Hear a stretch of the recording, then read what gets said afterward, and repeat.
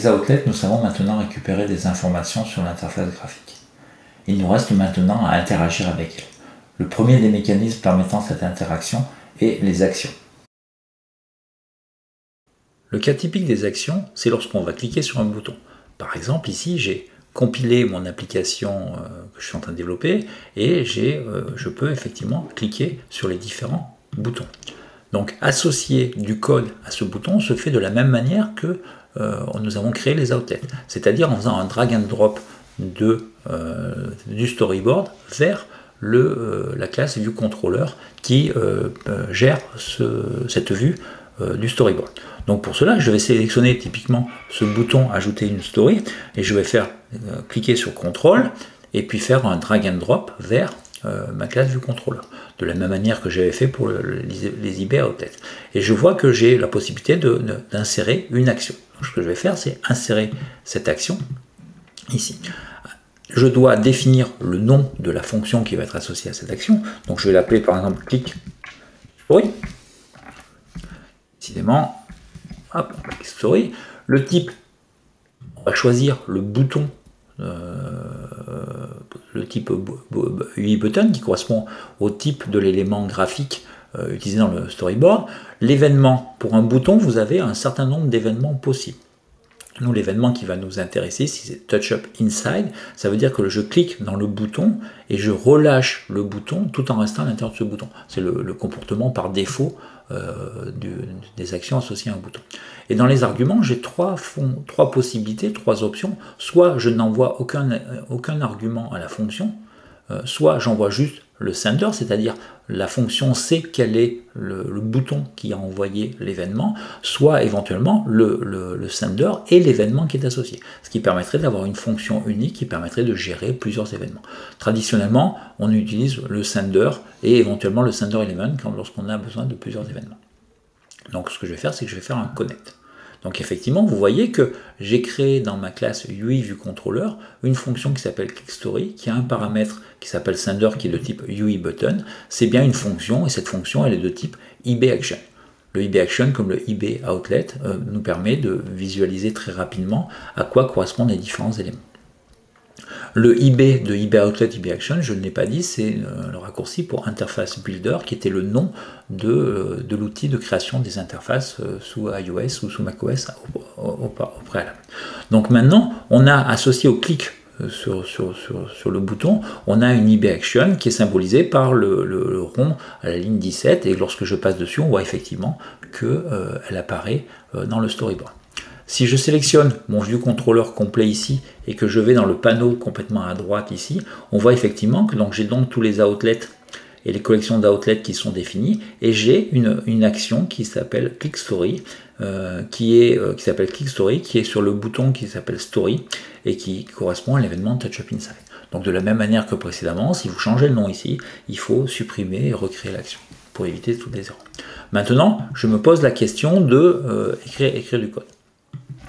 Donc ce que je vais faire, c'est que je vais juste ici changer la couleur de mon bouton, qui était ici en couleur Link, la couleur bleue qui est la couleur Link par défaut, et je vais, lorsque je clique sur le bouton, je vais changer la couleur et la mettre par exemple en couleur grise et inversement. Donc comment je dois faire? Je dois récupérer la couleur de mon bouton. Je peux le faire ici puisque j'ai défini une variable qui s'appelle story qui est sur mon bouton. Donc j'ai à l'intérieur de mon ViewController, j'ai la possibilité d'accéder à story et d'accéder à sa couleur de fond. La couleur de fond, c'est une background color, ce qui semble assez logique. Donc si cette background color, elle est de type link, donc pour savoir, donc ça veut dire qu'il faut dire que background color, c'est une UI color .link. D'accord. Qu'est-ce que je vais faire? Ce que je vais faire, c'est que je vais dire que story background color, on va la mettre UI color.gray par exemple. Très bien. Sinon, on va faire que elle est égale background color égale uicolor.link. Attention, j'ai mis un double égal ici, alors qu'il ne le faut pas. Donc comment je sais que c'est ce type de paramètres? Background color, j'ai oublié. Comment je sais que c'est ce nom-là? Il suffit juste de cliquer sur background. Alors, pour avoir des informations sur un élément, il suffit juste de survoler cet élément, cliquer sur la touche option, qui est située entre contrôle et commande sur le clavier, et ça affiche un point d'interrogation. Si je regarde ce qu'est background color, la variable background color du bouton, c'est quelque chose qui est de type UI color. Okay, et si je vais voir UI color, c'est quoi? C'est un objet, et puis à l'intérieur duquel vous pouvez avoir un certain nombre d'éléments. Donc si je reviens sur background color, si je veux en savoir plus, je peux ouvrir background color à l'intérieur de la documentation du développeur. D'accord? Et donc vous avez un certain nombre d'éléments. Ok? Donc vous avez la possibilité de faire un get ou un set, donc récupérer la valeur background color. Donc c'est ce que je fais lorsque j'utilise history.backgroundcolor égale uicolor.link. Je récupère la valeur de background color via la fonction get. Lorsque je fais story.backgroundcolor égale uicolor.grade, je utilise la fonction set le setter de cette variable. Okay, donc je sais que c'est un type uicolor, donc il suffit juste que j'utilise un type uicolor et donc lui passer les valeurs qui sont les bonnes couleurs. Donc je peux aussi effectivement aller voir uicolor et à l'intérieur duquel je trouverai dans la documentation la possibilité de lui donner les couleurs. Okay. Donc la documentation Apple est très fournie, vous donne aussi des exemples et vous permet effectivement de vous retrouver dans la multitude des différentes propriétés ou méthodes qui sont disponibles avec chacune des classes.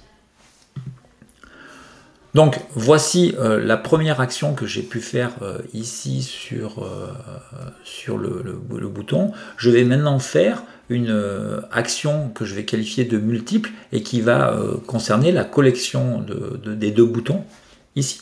D'accord? Donc ce que je vais faire, c'est que je vais créer une première action sur le premier bouton et je vais associer la même action sur le deuxième bouton. Donc de la même manière, je vais sélectionner le premier bouton, je fais un contrôle ici, donc créer une action. Cette action, on va l'appeler others. Donc je vais lui associer donc type, c'est un UI button, le touch up inside bien évidemment, on va laisser le sender et ça va très bien. Donc je fais exactement la même chose.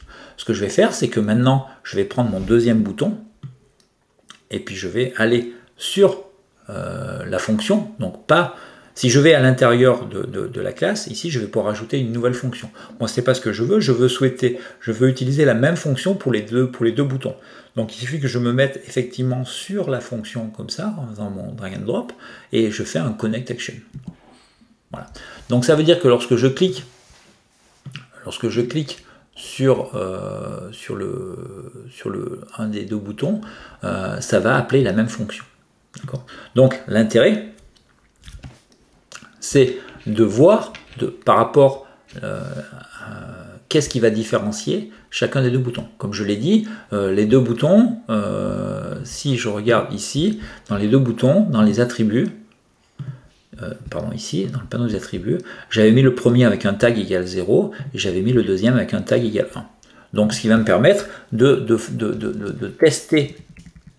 Donc if sender tag égale 0, je vais faire quelque chose. Else, ça veut dire que le sender est égal à autre chose et je vais faire autre chose. Ok.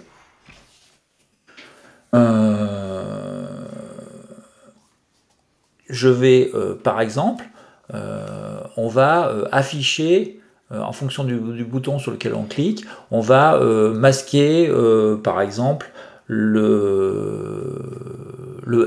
vue de profil, la photo de profil. Donc ma photo de profil, c'est profile, et puis on va jouer sur la couche, la valeur alpha. Alors alpha, c'est quoi? J'ai pas de documentation. Alpha, c'est une couleur particulière, c'est un couleur particulier. Il faut que je lui fasse CG float et je vais lui mettre 0. Sinon, ce que je vais faire, c'est que je vais faire ça et je vais faire 1. Alors, c'est pas une couleur autant pour moi, c'est un flottant particulier, un CG float. C'est un scalaire flottant utilisé dans CoreGraphics, et l'alpha, la couche alpha de la valeur alpha d'une image est sous la forme d'un CG float. Donc si je fais ça, on va compiler, on va voir ce que ça fait. Hop. Voilà. Et vous voyez, effectivement, je clique et je vais pouvoir afficher ou modifier, ici, changer la couleur, etc. etc. Okay. Donc là, on aurait pu le faire encore plus simple, puisque la valeur 0 ou 1 dépend du sender tag, donc on peut très bien simplifier le calcul et puis mettre que profile alpha égale CG float de sender tag.